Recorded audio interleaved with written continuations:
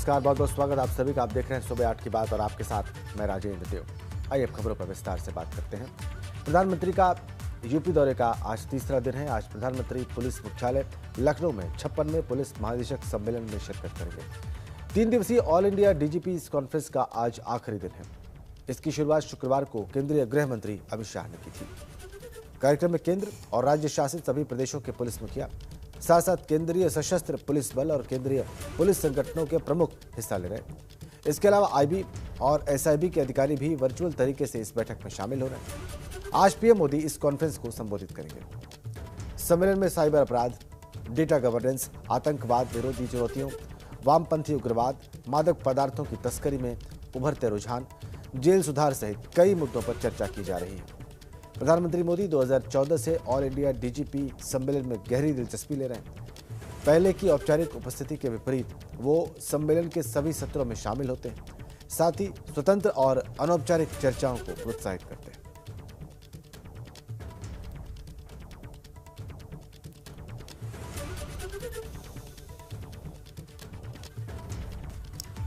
सीधा आपको लखनऊ ले चलते हैं। अनुभव शुक्ला इस वक्त हमारे साथ है। अनुभव, कल भी पूरे दिन प्रधानमंत्री इस सम्मेलन में शामिल रहे डीजीपी कॉन्फ्रेंस में, और आज भी रहे वो। आज उनका संबोधन कब होगा इस सम्मेलन को? देखिए, बिल्कुल ये जो 56वीं डीजीपी आईजीपी कॉन्फ्रेंस हो रही लखनऊ में, खुद प्रधानमंत्री इसमें शामिल हो रहे हैं और तीसरा दिन है उनके दौरे का, लखनऊ दौरे का, और आखिरी दिन भी है, क्योंकि अभी थोड़ी देर बाद वो राजभवन से निकलेंगे और सीधे पुलिस हेडक्वार्टर जाएंगे, जहां पर ये डीजीपी कॉन्फ्रेंस हो रही है। और जिस तरीके से कल खुद प्रधानमंत्री ने ट्वीट किया, उसमें उन्होंने जो तस्वीरें शेयर की, जो मैसेज लिखा है, उसमें साफ है कि कहीं ना कहीं जो पुलिस मॉडर्नाइजेशन की बात होती है उस पर भी चर्चा हुई है इस डीजीपी कॉन्फ्रेंस में, क्योंकि खुद पीएम ने ये लिखा है कि एक ऐसा फोरम है जहाँ पर हम पुलिस मॉडर्नाइजेशन की जो बात करते हैं उस पर चर्चा की है। यानी जो बात अभी तक हो रही कि पुलिस को कैसे मॉडर्न किया जाए, कैसे आधुनिक किया जाए, इस बार इस कॉन्फ्रेंस में उस पर भी ज़्यादा फोकस रहा है।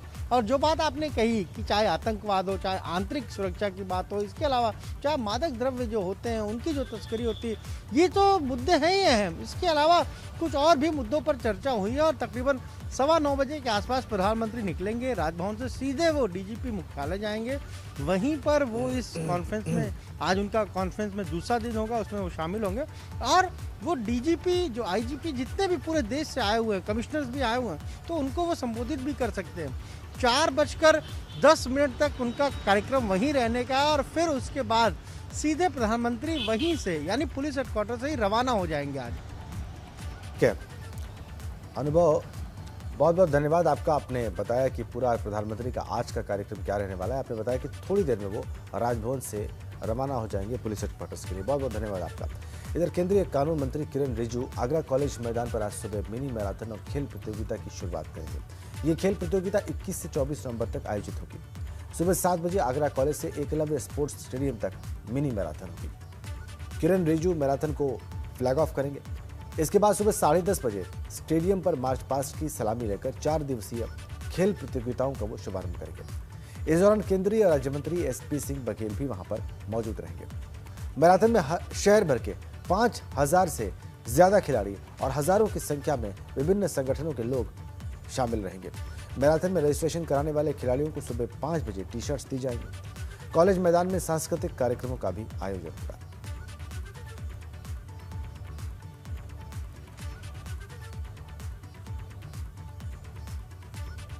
एकलव्य स्पोर्ट्स स्टेडियम पर ये मिनी मैराथन का समापन हो रहा है। 4 दिवसीय खेल प्रतियोगिता का भी शुभारंभ करेंगे केंद्रीय कानून मंत्री किरण रिजिजू। आगरा पहुंचेंगे आज वो, मिनी मैराथन को हरी झंडी दिखाएंगे।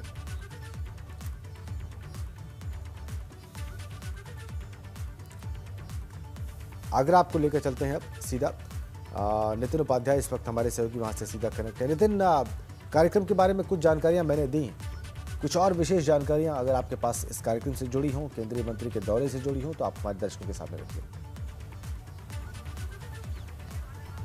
देखिए बिल्कुल राजेंद्र, देखिए प्रधानमंत्री नरेंद्र मोदी की ये मुहिम है, उनका सपना है कि खेलो इंडिया कैंपेन, यानी कुल मिला के हिंदुस्तान जो 125 करोड़ का जो देश है वहाँ किस तरह से बड़े बड़े स्तर पर गोल्ड मेडलिस्ट निकले, तमाम जो सिल्वर मेडलिस्ट निकले, तो इसके लिए ये सांसद खेल स्पर्धा का आयोजन हो रहा है। और आप देख सकते हैं ये एकलव्य स्टेडियम है जिसकी जो कहा जाए यहाँ जो कार्यक्रम का समापन होगा, तो इसको लेकर जो आगरा के जो सांसद हैं और लॉ एंड जस्टिस जो MOS हैं SP सिंह बघेल, इनको इसकी पूरी जिम्मेदारी है। पिछले कई दिनों से कार्यक्रम अलग अलग संसदीय क्षेत्रों में चल रहा है। आज ये कार्यक्रम, इसका समापन आज आगरा में हो रहा है और आगरा में इसको कहा जाए हरी झंडी दिखाई है। मिनी मैराथन की जो शुभारंभ किया है वो कैबिनेट मिनिस्टर हैं, न्याय एवं विधि मंत्री किरण रिजिजू, वो इसमें रहे हैं। और अब जो मिनी मैराथन है उसका यहाँ समापन होगा। इसके साथ ही जो सांसद खेल स्पर्धा योजना है जिसमें 14 गेम्स हैं, गेम कंपटीशन है, उसका यहाँ ये उसकी विधिवत शुरुआत हो जाएगी। तो कुल मिला के कहा जाए कहीं ना कहीं जिस तरह से प्रोत्साहन देने की कोशिश है सरकार की, उसको लेकर सभी सांसदों को प्रधानमंत्री की तरफ से ये टास्क दिए गए थे कि अपने संसदीय क्षेत्रों में इस तरह की जो स्पर्धाएं हैं उसको बड़े स्तर पर कराएं। तो कुल मिला के अब इस पूरे जो कहा जाए जो स्पर्धा है उसमें करीब 5000 जो शहर के तमाम कहा जाए स्टूडेंट्स हैं, तो अलग अलग क्षेत्रों के स्वयंसेवी संगठन हैं, इसके साथ ही तमाम गवर्नमेंट के जो डिपार्टमेंट्स हैं उसके लोग इसमें जुड़े हुए हैं। तो कहीं ना कहीं एक तरफ मिनी मैराथन है जिसमें ग्रीनरी को लेकर संदेश है, ग्रीन आगरा क्लीन आगरा, तो वहीं दूसरी तरफ स्पोर्ट्स को किस तरह से कहा जाए उसमें लोगों को प्रोत्साहित किया जाए, बच्चों को कैसे वो स्पोर्ट्स खेलने के लिए आगे आएँ। तो ये पूरा कहीं ना कहीं ये प्रयास है। और अब जिसकी शुरुआत हो चुकी है, मिनी मैराथन का यहाँ समापन होगा। उसके बाद यहाँ जो तमाम जो गेम कंपटीशन है 24 तारीख तक चलने वाले हैं, उसको यहाँ जो किरण रिजिजू हैं वो हरी झंडी दिखाएंगे। जी बहुत बहुत धन्यवाद आपका नितिन, इन तमाम जानकारियों के लिए। आपने पूरा कार्यक्रम बताया खेलों के शुभारंभ का या मैराथन का जो मैसेज होगा। आगे बढ़ते, आज दिल्ली के सिंघू बॉर्डर पर संयुक्त किसान मोर्चा की अहम बैठक होनी है। ये बैठक तीनों कृषि कानूनों की वापसी के ऐलान के बाद आंदोलन के भविष्य को लेकर की जा रही है। संयुक्त किसान मोर्चा की इस बैठक में आगे की रणनीति तय की जाएगी। पीएम ने तीनों कृषि कानूनों को वापस लेने का ऐलान तो कर दिया है, लेकिन किसान नेता अभी आंदोलन खत्म करने के मूड में नहीं दिख रहे। संयुक्त किसान मोर्चा MSP सहित कई मुद्दों पर अभी आंदोलन जारी रखना चाहता है। इसी को लेकर बैठक में आगे की रणनीति आज बनाई जाएगी। सुबह 11 बजे सिंघू बॉर्डर पर यह बैठक शुरू होगी। 5 मुख्य मांगे हैं किसानों की। MSP पर कानून चाहते हैं, बिजली पर अध्यादेश की वापसी चाहते हैं, पराली के मुकदमों की वापसी चाहते हैं, किसान आंदोलन के मुकदमों की वापसी चाहते हैं, आंदोलन में शहीद किसानों के परिवारों को मुआवजा भी चाहते हैं।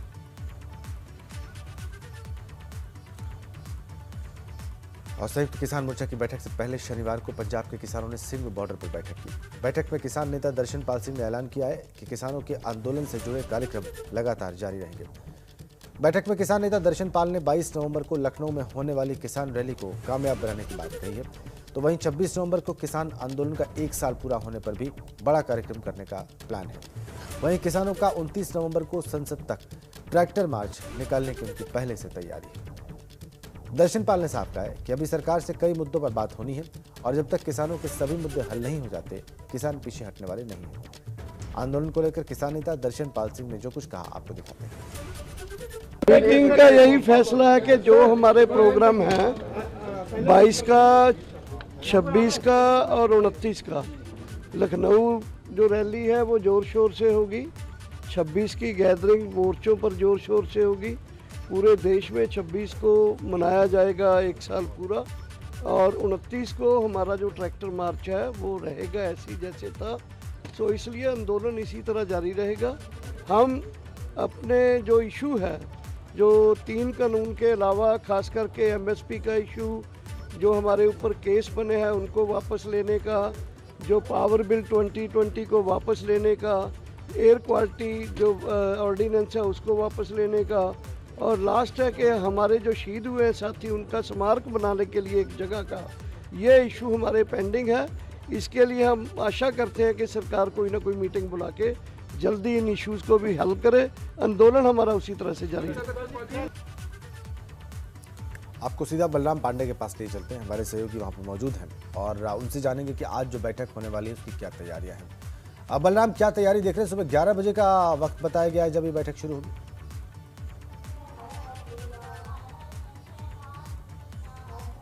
बिल्कुल राजेंद्र जी, अगर हम बात करें सिंधु बॉर्डर पर तो आज लगभग 12:30 पर संयुक्त किसान मोर्चे की बैठक होनी है, जिसको लेकर के यहाँ तैयारी की जा रही है। साथ ही कल लखनऊ में संयुक्त किसान मोर्चे की महापंचायत है, उसको लेकर के भी तैयारी की जा रही है सिंधु बॉर्डर पर। हम तस्वीरों के माध्यम से आपको दिखाने की कोशिश करेंगे कि किस तरीके की तैयारी है सिंधु बॉर्डर पर। आप देख सकते हैं ये सिंधु बॉर्डर है और यहाँ पर सुबह से ही हलचल देखने को मिल रही है, क्योंकि आज यहाँ पर संयुक्त किसान मोर्चे की बैठक भी है और साथ ही कल संयुक्त किसान मोर्चे की महापंचायत है लखनऊ में, तो उसको लेकर के बैठकों का दौर लगातार जारी है। आप देख सकते हैं कि यहाँ पर जोर शोर से तैयारियां की जा रही है। लखनऊ जाने के लिए ट्रैक्टरों को तैयार किया जा रहा है, लोग धीरे धीरे लखनऊ के लिए रवाना हो रहे हैं। तो यानी कुल मिला के कहा जा सकता है कि जो कार्यक्रम पहले से निर्धारित है वो कार्यक्रम सुचारू रूप से चलेंगे, क्योंकि संयुक्त किसान मोर्चे ने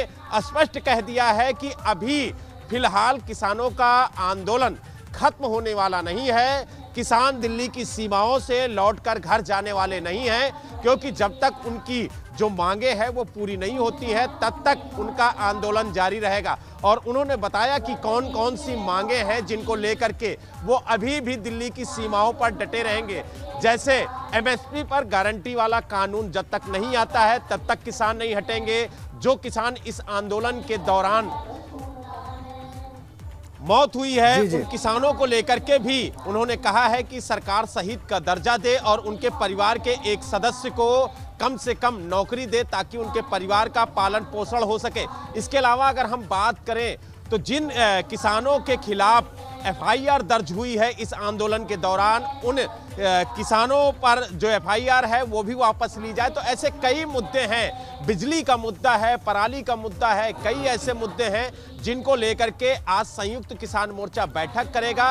और बैठक में जो अन्य प्रांतों के किसान यूनियन के कार्यकर्ता और नेता पदाधिकारी हैं उनसे भी सलाह मशवरा करेगा कि आखिरकार उनके राज्य में किस तरीके की दिक्कत है, किसानों के वहां क्या मुद्दे हैं, उन मुद्दों को भी अपनी चर्चा में शामिल करेगा। इसीलिए कल जो संयुक्त किसान मोर्चे की बैठक थी वो स्थगित हुई थी, ताकि जो अन्य प्रांत के किसान हैं उनके संगठन हैं वो अपनी चर्चा करके अपने जो पॉइंट हैं वो संयुक्त किसान मोर्चे के सामने रखें, ताकि संयुक्त किसान मोर्चा सभी बिंदुओं पर चर्चा कर सके और चर्चा के बाद जो निष्कर्ष निकले वो सरकार के सामने पटल पर रखे। तो यानी कुल मिला के ये कहा जा सकता है कि आज 12:30 बजे जब संयुक्त किसान मोर्चे की बैठक होगी तब निर्णय लिया जाएगा कि आखिरकार अब किसान आंदोलन की रूपरेखा क्या होगी, किसान आंदोलन की दिशा और दशा क्या होगी। तो कई अहम बिंदुओं पर आज चर्चा होने वाली है। इसीलिए आज सिंधु बॉर्डर पर सुबह से ही चर्चा गर्म है और आप देख सकते हैं कि यहाँ पर जो लोग हैं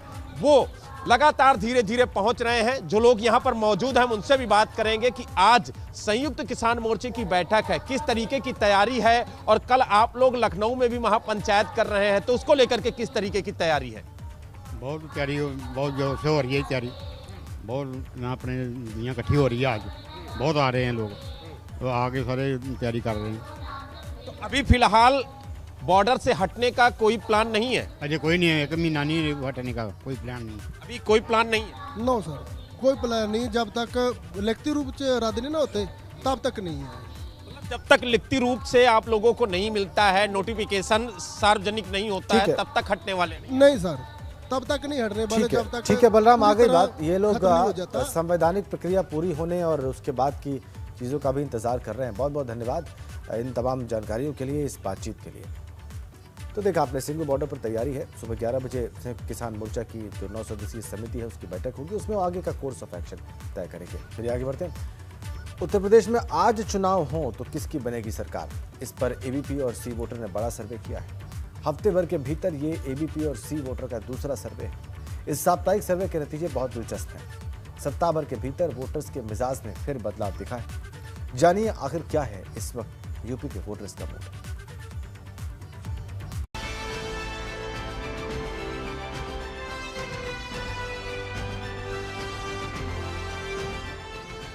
यूपी के अगले सीएम की रेस में सबसे आगे योगी आदित्यनाथ। अगर यूपी में आज चुनाव हुए तो फिर बन सकती है भाजपा सरकार। जी हां, देश के सबसे बड़े सूबे की सबसे बड़ी चुनावी जंग का फाइनल इम्तिहान अभी बाकी है पर फिलहाल यूपी की जनता का मूड सीएम योगी आदित्यनाथ और भाजपा के हक में ही दिखाई दे रहा है। एबीपी नेटवर्क और सी वोटर के ताजा सर्वे के मुताबिक यूपी के 41% लोगों को सीएम के तौर पर योगी आदित्यनाथ का काम पसंद है, जबकि 22% लोगों ने उनके काम को औसत और 37% ने खराब बताया है। एबीपी नेटवर्क और सी वोटर के ताजा सर्वे में यूपी के सीएम के तौर पर योगी आदित्यनाथ ही लोगों की पहली पसंद साबित हुए हैं। सर्वे के मुताबिक 43% लोग योगी आदित्यनाथ को मुख्यमंत्री के रूप में देखना चाहते हैं, जबकि 31% लोगों की पसंद अखिलेश यादव है। इनके अलावा मायावती के हक में 15% लोग, प्रियंका गांधी वाड्रा के समर्थन में 5% और जयंत चौधरी 1% लोगों की पसंद हैं। एबीपी नेटवर्क और सी वोटर के सर्वे में हमारा सबसे अहम सवाल था कि यूपी चुनाव में इस बार विजयश्री किसे मिलेगी। इसके जवाब में 47% लोगों ने भाजपा का नाम लिया, 29% लोगों ने समाजवादी पार्टी को अपनी पसंद बताया, जबकि 8% लोगों ने बसपा, 7% ने कांग्रेस और करीब 4% लोगों ने अन्य पार्टियों का नाम लिया। एबीपी नेटवर्क और सी वोटर के सर्वे के मुताबिक अगर यूपी में आज चुनाव हुए तो भाजपा को 40% वोट मिल सकते हैं, जबकि समाजवादी पार्टी के खाते में 32% वोट जा सकते हैं। इसके अलावा बसपा को 15%, कांग्रेस को 7%, जबकि अन्य पार्टियों को 6% वोट मिल सकते हैं। एबीपी गंगा लगातार आपको यूपी की जनता का मूड दिखाता रहा है और अगले साल होने वाले यूपी चुनाव तक हम इसी तरह आप तक यूपी का मूड पहुंचाते रहेंगे। एबीपी गंगा के लिए ब्यूरो रिपोर्ट।